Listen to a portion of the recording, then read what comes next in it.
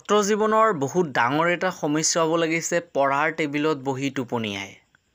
এই টোপনিৰ ভাৱটো কিয় হয়? তো আজি আমালোক এই বিষয়ে এই ভিডিঅ'টোত আলোচনা কৰিম। তোমালোক বেছি দেৰি নকৰি ভিডিঅ'টো আৰম্ভ কৰি আছোঁ।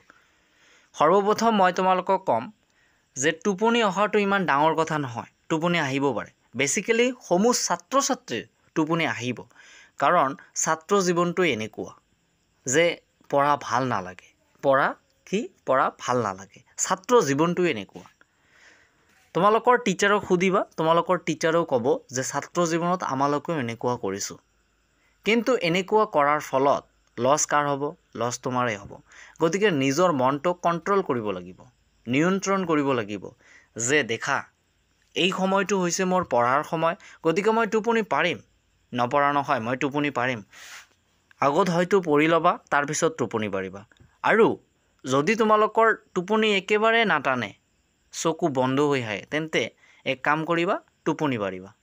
টোপনিকে আগত শান্তি দিয়া, তাৰপিছত পঢ়াক শান্তি দিবা। টোপনি পাৰি, এতিয়া ধৰা তোমালোকে টোপনি পাৰিব গ'লা, মই তোমালোকে এইটো ক'লোঁ, তোমালোকে টোপনি পাৰিবলৈ গ'লা, একেবাৰে টোপনি 6টামানত টোপনিত বিচনাত গ'লা, উঠিলা ৰাতিপুৱা 6টামান, তেন্তে পঢ়া লছ হ'ল। সেইকাৰণে টোপনিৰ এটা সময় বনাই ল'বা। যদি টোপনি আহে তেন্তে টোপনি পাৰি ল'বা। আৰু এটা কথা কওঁ যে এইটো কথা তোমালোকৰ মনত যদি গাঁঠি লোৱা, তেন্তে টোপনি কেতিয়াও নাহে। যেতিয়া তোমালোকৰ পঢ়াৰ টেবুলত টোপনি আহিব, তেতিয়া নিজৰ মনক প্ৰশ্ন কৰিবা যে মই যে এতিয়া শুম, বিচনাত গৈ শুম, এই সময়ছোৱাটোত হয়তো কোনোবাই মোতকৈ ভাল ৰিজাল্ট কৰাৰ কাৰণে পঢ়ি আছে, মোতকৈ ভাল ৰিজাল্ট কৰাৰ কাৰণে পঢ়ি আছে। গতিকে টোপনি মই নাপাৰিম। আৰু এটা কথা কি, যদি ভালকৈ পঢ়িব বিচৰা, তেন্তে তোমালোকৰ ইমোশ্যন এটা দৰকাৰ হ'ব। ইমোশ্যন দৰকাৰ হ'ব, জেদ ভাৱ দৰকাৰ হ'ব, মটিভেশ্যনৰ দৰকাৰ হ'ব। ইমোশ্যন ছাড়া তোমালোকে কেতিয়াও পঢ়িব নোৱাৰিবা। কাৰণ যেতিয়া তোমালোকক কোনোবা এটা সমস্যাই যে পঢ়াৰ পৰা আঁতৰি ল'ব বিচাৰিব, তেতিয়া তোমালোকৰ ইমোশ্যনৰ কথা মনত কৰিব লাগিব যে মই যে এতিয়া টোপনি পাৰিম, মই যে টোপনি পাৰিব গ'লোঁ, লছ কাৰো নহ'ল, লছ মোৰ হ'ল। ঠিক আছে? এনেকৈ ভাবা। তাৰপিছত ক'বা যে মই যে টোপনি পাৰিম, এই টোপনি পৰাৰ সময়ত কোনোবা নহয় কোনোবা হয়তো মোতকৈ ভাল ৰিজাল্ট কৰাৰ কাৰণে পঢ়ি আছে, একেবাৰে মন দি পঢ়ি আছে। গতিকে তেওঁ যদি পঢ়িব পাৰে, ময়ো পঢ়িম। তেওঁ পঢ়িব মানে ময়ো পঢ়িম। ঠিক আছে? এনেকৈ নিজকে ভাবা, তাৰপিছত দেখা কি হয়।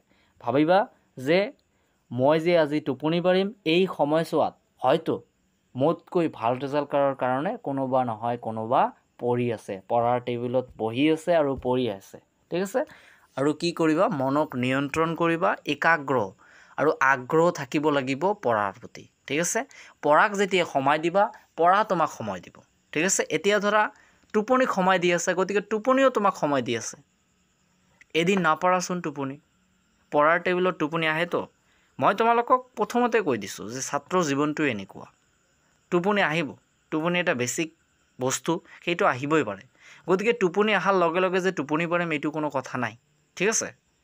আৰু যদি একেবাৰে তোমালোকৰ চকু নাটানে, সেইকাৰণে টোপনি অলপমান পাৰি ল'বা। টোপনি পাৰি লোৱাৰ পিছত পঢ়াত বহিবা। কিন্তু তোমালোকে কি কৰা, টোপনি পাৰিবলৈ গৈ একেবাৰে টোপনি পঢ়াৰ কথা ভুলি যোৱা। ঠিক আছে? সেইকাৰণে তোমালোকৰ পঢ়াৰ টেবুলত বহি টোপনি আহে। গতিকে আগ্ৰহ আনা, ইমোশ্যন আনা, মটিভেশ্যন আনা, জেদ আনা। ঠিক আছে? আৰু এটাই চিন্তা কৰা যে মই যে টোপনি পাৰিম, এই টোপনি পৰাৰ সময়ছোৱাত হয়তো কোনোবা নহয় কোনোবা ছাত্ৰ বা ছাত্ৰীয়ে মোতকৈ ভাল ৰিজাল্ট কৰাৰ কাৰণে পঢ়ি আছে। গতিকে ময়ো ভাল ৰিজাল্ট কৰিম, ময়ো পঢ়িম। ঠিক আছে? তো ছাত্ৰ ছাত্ৰীসকল, আজিৰ ভিডিঅ'টোৰ লগত যদি তোমালোকৰ মত এক হয়, তেন্তে ভিডিঅ'টোত এটা কমেণ্ট কৰি যাবা। ঠিক আছে? আজিৰ ভিডিঅ'টো আমালোক ইয়াতে সমাপ্ত কৰিলোঁ। ধন্যবাদ।